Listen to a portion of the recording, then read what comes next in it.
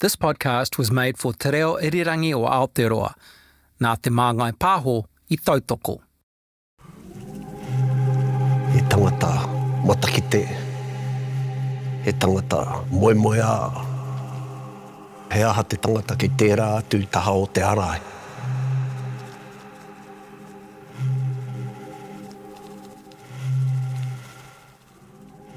Nau mai anō for the third episode of the 5-part Te Pahi podcast, The Rangatira, The King and The Survivors.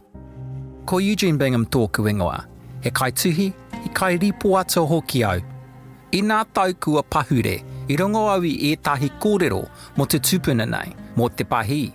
For years, I've been wanting to know more about Te Pahi, the famous northern rangatira, who was such an important figure in the time of early contact between Māori and Pākehā in Aotearoa and beyond. At the end of Wāhanga Tuarua, we heard about Te Pahi's famous visit in 1806 to a trial in Pahi, Sydney, where 4 men were on trial for stealing pork. This is a period where almost every form of theft is a serious offence, whether it's stealing food or stealing clothes. Ka tino tere nei kōtitanga. These trials move fast. I find that the 4 accused ran as described by the witness. Prisoners arrive in court, a judge hears the evidence, reaches a verdict, then passes sentence. The Pahi locals are familiar with the speed and harshness of these quasi-military courts. But the Pahi, steeped in the tikanga and kawa of Aotearoa, is not. Hoi anō, he mea hōhonu I whai ake. What happened next was something profound. Wāhanga tuatoru te Kimi, the hunt. I tuhi a kāwana king mō te kehi, engari, kaore e maha nā tai pitopito. Governor King writes about Te Pahi attending the trial, but he doesn't give many details. Yet he does record that the men are found guilty. Ko te whiunga, ko te mate. All are sentenced to death. Ohorere katoa ana a Te Pahi. Te Pahi is shocked. Later, he meets the men and embraces them. Te Pahi's uri, Professor Deirdre Brown, has researched this moment. He was clearly very invested in the outcome of these people that had been sentenced to death. From the reports from Philip Gidley King, we know that Te Pahi had become very emotional about this, asking for mercy for these men because he couldn't understand why they had been sentenced to death for stealing food when they were hungry, and food being a common item too. Why would a person lose their life for something like that? Later on that day, he becomes highly agitated about it as well and quite angry. So it was obviously something which he couldn't reconcile with his own beliefs. Nā te raurau, nāku te raurau, ka orai te iwi. Ko te hurihanga rihari anō, no Ngāti Torahina ki mataka. In other words, when it came to the basics of life, the basic necessities, there was a sense of community there. So if one was hungry, the community was responsible. And I guess that could have been part of the reason why he acted as he did. But more importantly, he realised that he had this very special connection with King and could articulate his feelings to see if they could affect the situation in any way. E hiahia ana Te Pahi ki te āwhina. Te Pahi wants to help. I whakaaia Te Pahi ki te kawe I tētahi petihana. He agrees to take a petition to Kāwana King, asking for the men's lives to be spared. E hoki mai a Te Pahi ki te whare kāwana. He returns to the governor's house, and there he speaks with King. Dame Anne Salmond, an authority on stories of early contact, sees this as a remarkable moment. That's quite incredible, because Te Pahi was genuinely incensed that people could be sentenced to death for stealing food. Hohepa Ruhe, longtime guide to Sydney's Māori heritage, can just picture it. I could just imagine the smile on Te Pahi's face. You go, you're kidding? Really? These guys are going to get punished for taking pork? He said if it was iron, that's something permanent. But food, why would you kill someone for taking food? And he was incredibly upset. imploring King not to kill the people that had been sentenced to death. He just thought it was completely barbaric. That evening, I hui tahi tētahi rōpū manuhiri I te kai o te pō. A group of visitors joined Kāwana King and Te Pahi for dinner. Ka haere tonu te tau tohi tohi. The debate continues. The Māori viewpoint on this side, the Pākehā viewpoint on the other. There was total clash of philosophies. They're debating about who's right. And Te Pahi's holding his ground. This idea of tuku atu tukumai, this gift exchange, chiefly generosity. Aira, I tonu a Te Pahi ki tāna, pau te kaha.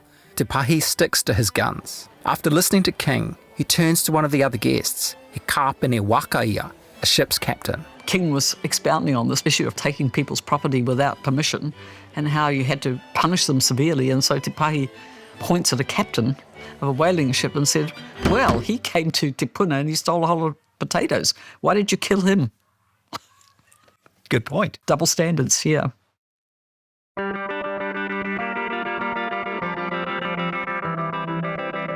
Taua hui hui nā. Te Pahi me nā mauhiri.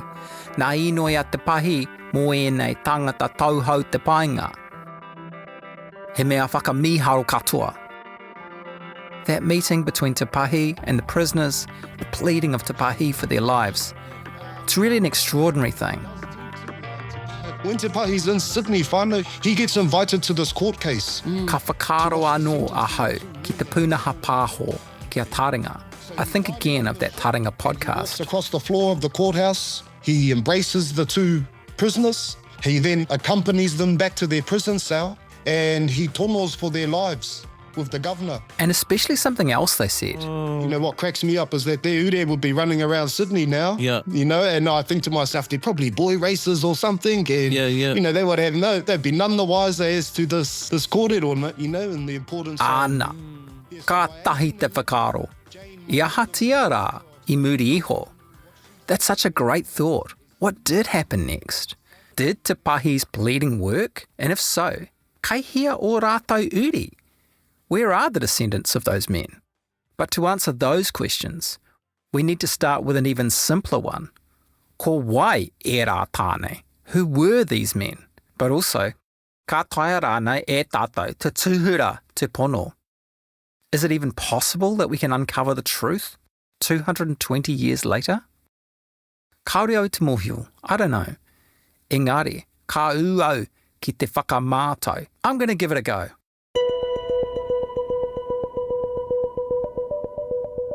Rangahau, time for some research. Ka huri te aro ki ngā newspaper tawhito.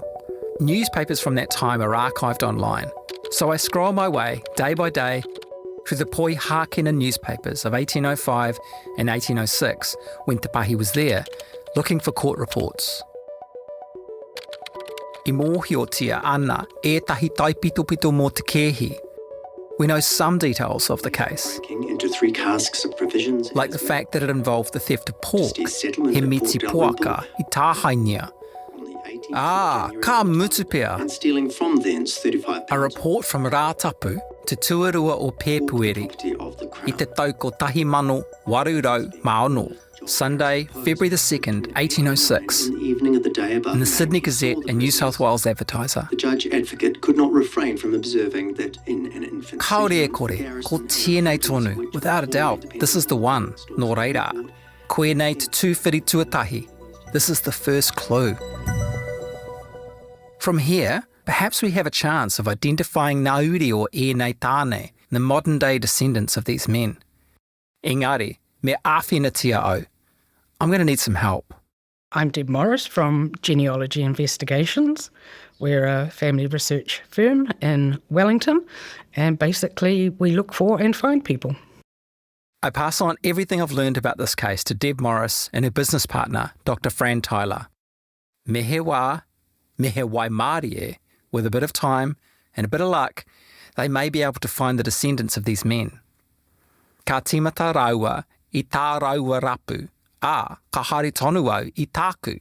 Deb and Fran begin their search, and I continue mine. because I still want to know what happened to Te Pahi after the court case and after his extraordinary pleading to Kāwana King. Mutu ana te noho a Te Pahi ki Poihākina, ka hoki mai ia ki Aotearoa mā runga kaipuke. At the end of his 3-month stay in Poihākina, Te Pahi returns to Aotearoa by ship, and he brings with him taonga, treasures. These gifts from Poihākina were the keys that unlocked Te Pahi's story for his uri, Deirdre Brown. As he departed, King gave him a couple of very special gifts. One was a prefabricated house that was loaded onto the ship that was taking Te Pahi back to Aotearoa, New Zealand. Mēnā e hiahia ana koe kia mōhio ki te āhua o tērā whare. If you want a better idea of what an 1800s prefab house looked like, we've put some images online at www.rnz.co.nz/Te Pahi. Engari, ai rā, I whakatūria te whare I ētahi kāmura Pākehā. Was erected by the ship's carpenters in his pā, and we believe that to be Motuapo Island, which was his principal pā on the tihi at the top. So anyone sailing in could see this European house sitting up top, obviously a gift from someone, you know, a building of mana amongst other buildings of Māori mana on the site. I'm a historian of things, not of people, and this was my way of connecting with my tupuna through the taonga that I knew he had. I was interested in, you know, what did this building mean? What would it have meant to Te Pahi and the people around him? But also, what did it mean to the people that gave the building? This was a building where the timber had been felled in Australia, in Parramatta, by convicts. This was part of their punishment. It had bricks with it for foundation, possibly even chimney. Those bricks were made by convicts, and that was part of their punishment. These materials were being pulled on carts by convicts, and that was part of their punishment. So this building comes out of a punitive process. So what did Te Pahi, you know, how did he look at this building and look at perhaps these mokai, these slaves? He would have seen them as mokai serving the governor, but also he'd heard these stories about these men that were being punished by death for stealing food. So he felt a great empathy towards them as well. And so that building came to Aotearoa, New Zealand, one of the first permanent European buildings. It just opens up so many stories about people and of things and their relationship with each other, of taonga and their relationship with people.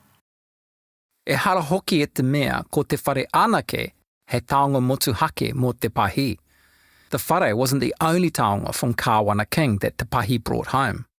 He was also presented with a silver medallion on a silver chain that was engraved with words that indicated that it was a gift from Philip Gidley King to Te Pahi in response to the visit and the future that they had ahead of them. It's a tiny taonga, but it speaks volumes. You know, it acknowledges the chieftainship of Te Pahi on one hand, but also this relationship that he has with Philip Gidley King. And you can imagine that for Te Pahi coming back to Aotearoa, New Zealand with a gift like that, that kind of said, I have been endorsed by the Governor of New South Wales, the King's representative in Australia, and we're going to trade. How important would that have been in terms of a representation of mana, but also, you know, a representative of the Crown, giving something of equivalent value to a rangatira of Aotearoa, New Zealand. He wā hira tēnei, an important moment. He tino haerenga nui tā Te Pahi ki a Poihākina. He maha ngā tukunga iho. You can only imagine the impact that Te Pahi's return and the taonga he brought with him would have had on his mana and that of his hapu. But as the early 1800s wear on, the mood in Pewhairangi and Aotearoa I te moana nui a kiwa hoki is changing. From his maunga mataka, Te Pahi can see to the horizon and beyond. But even he may not have been able to see the storms that were brewing, nor where the lightning would eventually strike. A lot of the guys that came ashore were very drunk, abusive women. People often just went ashore and stole crops out of gardens. For ngā te torihina, There was a first domino in a series of dominoes. Often massacres come out of confusing times, lots of misunderstandings, and unfortunately the consequences were for my people. That was Wāhanga Tuatoru, episode 3 of the 5-part Te Pahi podcast, written and presented by me, Eugene Bingham, of Te Pūrongo Productions. As well as this podcast version, Te Pahi's Haerenga is told in a 2-part RNZ video documentary, Te Pahi, the Rangatira, the King, and the Survivors. Check the show notes for links to that. There's also a book written by me, published by Eleanor Unwin, called The Chief and the Empire. Writing and podcast editing by Adam Dudding, mixing by Andrew McDowell of DigiCake. Stephanie Huriana Fong is the Pōreo Māori. Annabelle Lee Mather and Mihi Narangi Forbes are the executive producers, and Yana Tanahu Owen is the RNZ Commissioner Māori. Produced for RNZ by Aotearoa Media Collective, with funding from Te Māngai Pāho.